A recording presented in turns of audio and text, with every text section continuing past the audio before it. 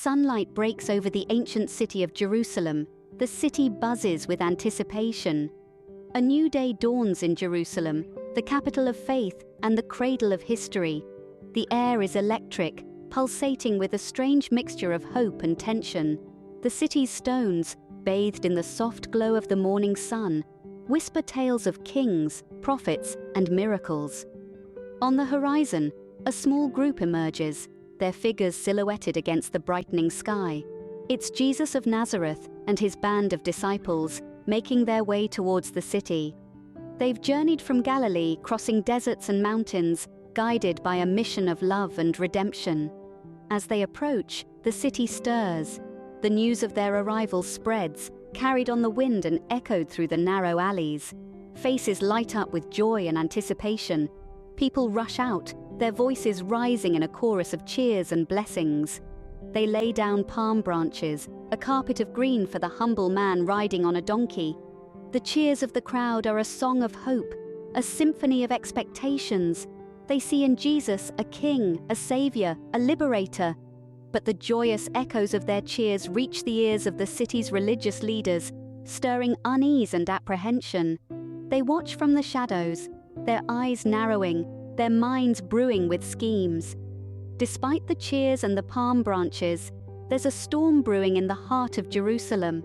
The air is thick with the scent of impending change, a change that carries the promise of salvation and the threat of upheaval. As the day turns into night, the city falls into a peaceful slumber, its stone walls and narrow streets bathed in the soft glow of the moonlight. The echoes of cheers have faded, replaced by the silence of the night. Jerusalem sleeps, its dreams interwoven with the hopes and fears of its people. The city, unaware of the profound transformation it's about to witness, rests under the blanket of the night. The stage is set, the players are in place, and the story of a humble carpenter is about to unfold. A story that would change the world forever. As night falls, the city sleeps, unaware of the events about to unfold. In a quiet room, a group of men gather around a table for a meal. As the sun sets, the air is thick with anticipation and camaraderie. The room is filled with the murmur of voices, the clink of dishes, and the shared warmth of fellowship. These are Jesus and his disciples, gathered for what would become known as the Last Supper. As they eat, Jesus, their teacher and friend, speaks. His voice is calm, but the words he utters send ripples of shock around the table. He predicts his imminent betrayal, a revelation that stirs a wave of disbelief and confusion amongst the disciples. "One of you," he says, "will betray me." The disciples look at one another aghast. They question each other, they question themselves, but above all, they question how such a thing could be possible.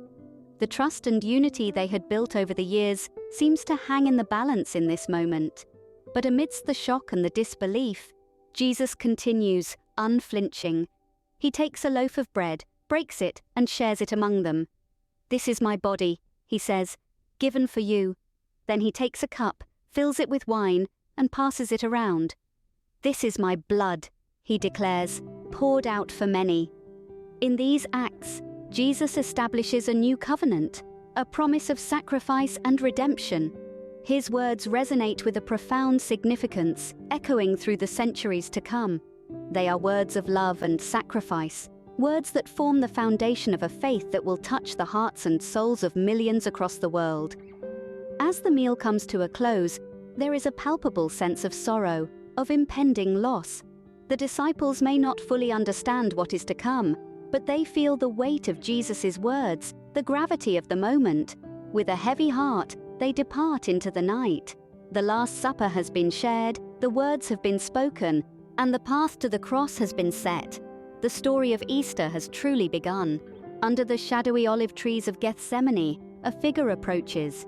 The air is thick with unease, anticipation, and the bitter taste of impending betrayal. The figure, Judas, a man once trusted, now turned traitor, inches closer. He carries not just a sense of trepidation, but a heavy burden of 30 pieces of silver, the price of his loyalty, the cost of his faith. As the moon casts long, eerie shadows, a group of heavily armed guards follows him, their presence like a dark cloud looming over the tranquil garden. In their midst, the figure of Jesus can be seen, calm and serene, a stark contrast to the tension that surrounds him. He is aware, fully aware, of what is to transpire, yet he stands resolute, his courage unwavering. Judas, his face a mask of regret and guilt, steps forward.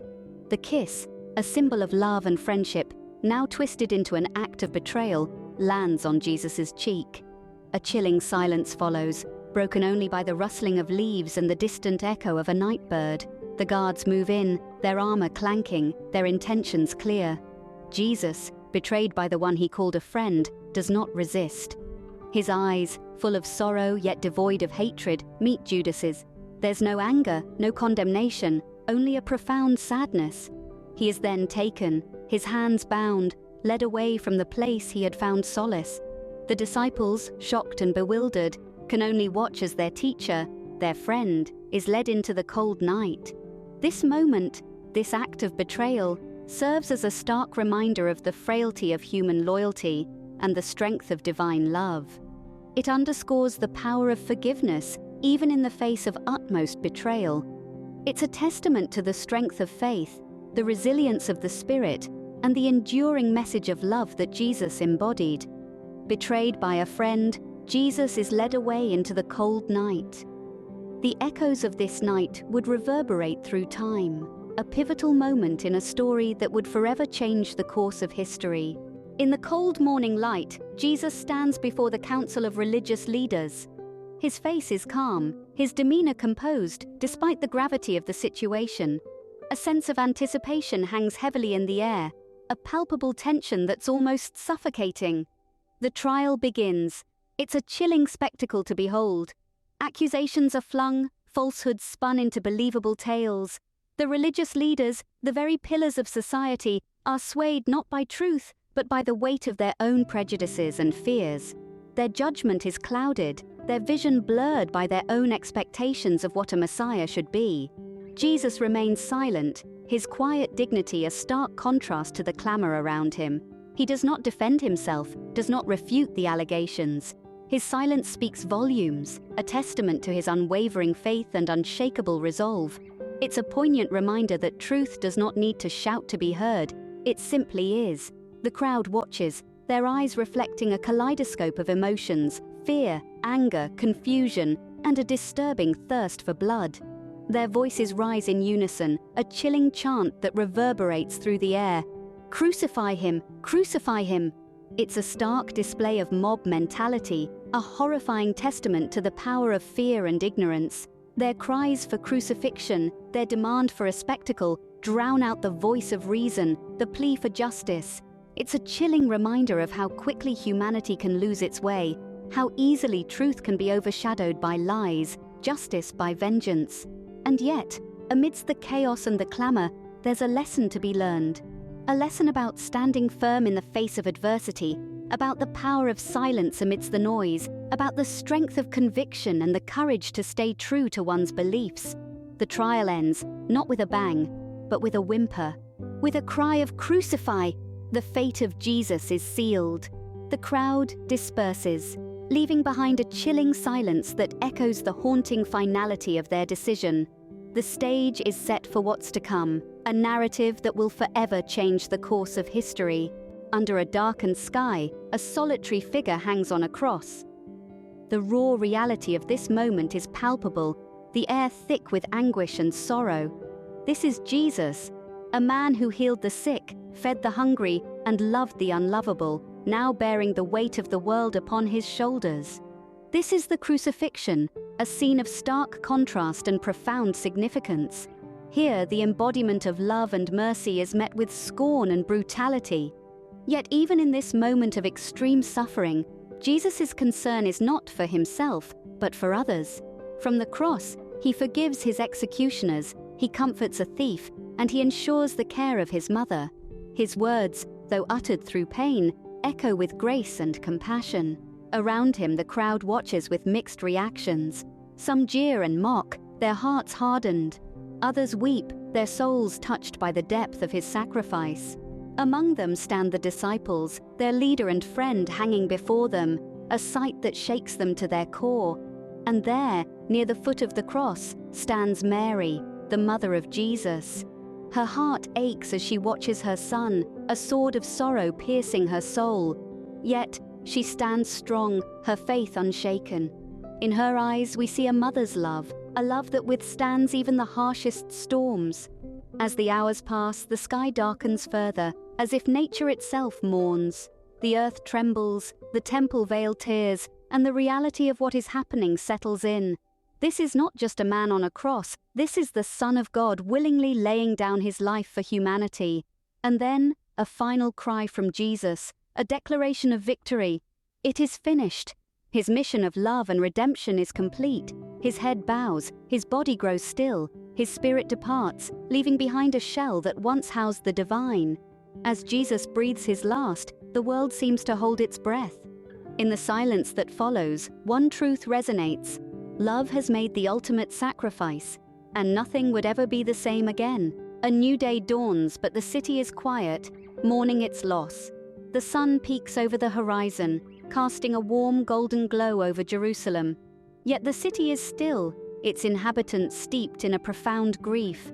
A beloved teacher, a cherished friend, a beacon of hope, gone. In the midst of this sorrow, a group of weary disciples gather. Their faces etched with despair, their hearts heavy with the weight of their loss. They carry with them the body of Jesus, their Savior, their friend. Each step towards the tomb is a painful reminder of the reality they now face, a world without their guiding light. As they reach the tomb, a hush falls over them. This is not a place of rest, but of finality, where dreams are laid to rest and hope seems to wither. The body of Jesus is gently laid within, his serene face a stark contrast to the turmoil that surrounds him. The tomb, hewn from solid rock, is cold and unyielding. It stands as a grim testament to the finality of death. The disciples, their faces lined with grief, prepare to roll the stone into place. Each of them bears the weight of the stone, not just physically, but emotionally. It's a burden that symbolizes the crushing weight of their loss. The stone grinds against the earth as it's pushed into place. The sound echoes through the silent city, a harsh reminder of the reality they now face. As the stone settles into place, it seals not just the tomb, but their hopes and dreams as well. The disciples stand in silence, their grief palpable. They've lost not just a teacher, but a friend, a guide, a beacon of hope. Their world, which once seemed so full of promise, now seems devoid of light. As they turn away from the tomb, their steps are heavy, their hearts heavier. The city around them is still, caught in the grip of its own grief. The dawn has broken, but the light it brings seems cold, uncaring. As the stone seals the tomb, hope seems to be buried with it. In the early morning light, the stone is rolled away. The day is breaking, and the world is awakening to a reality that is nothing short of miraculous. The tomb, which was once a symbol of despair and loss, is now empty. The air is filled with an indescribable sense of wonderment and awe. The disciples, still raw from the events of the past days, approach the tomb with heavy hearts. Their sorrow, however, quickly turns into bewilderment as they find the tomb devoid of what they came to mourn. The linen shroud, once enveloping their master, lies abandoned, yet the tomb is not desolate. It's brimming with a presence that is palpable, a presence that they feel deep within their souls. Their hearts pound, and their breaths hitch as they grapple with the reality. Their master, their friend, whom they saw crucified and buried, is not there. The tomb is empty, and the realization hits them like a wave. The prophecy, the words spoken by Jesus himself, echo in their minds. On the third day, I will rise again. And then their world shifts. A figure, bathed in the soft glow of the early morning light, appears before them. It's him, Jesus. He stands there, alive and resplendent, a testament to the divine power and love. His appearance brings the story to its miraculous climax, turning despair into hope and sorrow into joy. The disciples fall to their knees, their hearts overflowing with relief and happiness. Their faith, which was tested and shaken, is now reaffirmed. Their master has defeated death, and with his resurrection, he has fulfilled his promise. The resurrection of Jesus is not just an event, it's a message. It's a message of hope for those lost in despair, a message of redemption for those burdened with guilt, and a message of love for those hardened by hatred. With his resurrection, Jesus brings hope and redemption to all. It's a reminder that no matter how dark the night, the dawn will always break, bringing with it light and new beginnings. And in this light, we find our salvation, our redemption, and our hope. On a mountaintop, Jesus speaks his final words to his disciples. Gathered around him, they listen intently, knowing these moments are precious. Jesus looks at each of them, his gaze filled with love, understanding, and a sense of calm assurance that radiates confidence. With a voice that carries the weight of divine authority, yet the warmth of a close friend, Jesus begins to speak. He issues what is now known as the Great Commission. His words are simple yet profound. Go into all the world and preach the gospel to all creation, he instructs them. This commission is not just an instruction, but a divine mandate, a purpose given to those who choose to follow him. Jesus continues, promising them the Holy Spirit. He assures them that they will not be alone, that they will be imbued with the same power that raised him from the dead. For you will receive power when the Holy Spirit comes upon you, he says. This promise brings comfort to his disciples, a promise of divine companionship and power that will guide them in their mission. As Jesus finishes speaking, something extraordinary happens. His feet slowly lift off the ground, and he begins to ascend into the sky. The disciples watch in awe as Jesus, their teacher and friend, ascends higher and higher into the heavens. This moment marks the end of Jesus' earthly ministry, but it is far from the end of his influence. The disciples watch as Jesus disappears into the clouds, their hearts filled with a mix of emotions, wonder, awe, sadness, but above all, hope. They have witnessed the impossible, the resurrection and ascension of Jesus, and they are filled with a renewed sense of purpose. The ascension is more than just a physical departure. It is a transition, a passing of the torch from Jesus to his disciples. It is their commissioning, their call to action, backed by the promise of the Holy Spirit. As he ascends into the clouds, his disciples are left with a renewed sense of purpose and hope. They look at each other, their faces filled with determination. They are ready to carry on Jesus' mission, to preach the gospel to all creation, empowered by the Holy Spirit. In the days following, the disciples spread the good news. As the dust settled, the city of Jerusalem hummed with whispers of the miraculous events that had transpired. An echo of hope was stirring, born from the ashes of despair. A new dawn broke, and with it came the birth of a movement that would change the course of history. The disciples, once ordinary men, were now the torchbearers of a profound message. They had walked alongside Jesus, witnessed his teachings, his miracles, his sacrifice. Now, they were entrusted with carrying his message, his mission forward. Inspired by the teachings and sacrifice of Jesus, these men began to build the early Christian church. They shared stories, breaking bread in memory of the Last Supper, reflecting on the significance of the sacrifice made on the cross.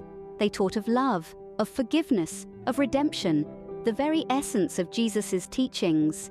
They spoke of a new covenant, a promise of eternal life, not through the old ways, but through belief in Jesus. With conviction in their hearts and a fire in their souls, they spread the word far and wide. Their gatherings grew, from huddled whispers in hidden rooms to congregations in public spaces. The seeds of faith were sown in the hearts of many, growing into a tree of belief that spread its branches across nations and cultures. The simple act of sharing a meal together, of breaking bread in memory of Jesus, became a cornerstone of their community. It was a reminder of Jesus' love for them, his sacrifice, and the promise of redemption.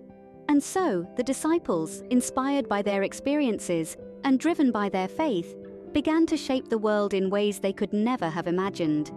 The message they carried, a message of hope, love, and redemption, began to resonate with people from all walks of life. Their message of hope, love, and redemption continues to inspire millions around the world today.